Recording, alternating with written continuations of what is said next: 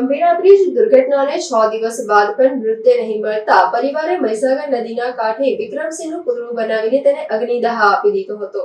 6 દિવસ બાદ પણ નરસિંહપુરાના 22 વર્ષીય વિક્રમસિંહ પઢિયારનો કોઈ પત્તો લાગ્યો નથી। પત્નીએ 6 દિવસથી અન્નનો એક દાણો પણ ખાધો નથી।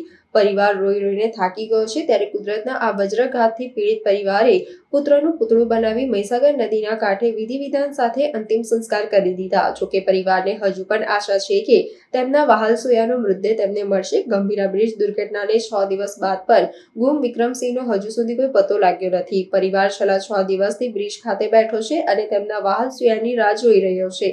પરિવારે હવે દીકરો જીવતો હોવાની આશા પણ છોડી દીધી છે, જેથી આજે મહીસાગર નદીના કાંઠે દીકરા વિક્રમસિંહનું પુતળું બનાવીને તેને અગ્નિદાહ આપી દીધો હતો। ભારતીય સંસ્કૃતિના વિધિ વિધાન પ્રમાણે તેમના અંતિમ સંસ્કાર કર્યા હતા। આ સમયે વિક્રમસિંહના દાદાની આંખોમાં આંસુ હતા।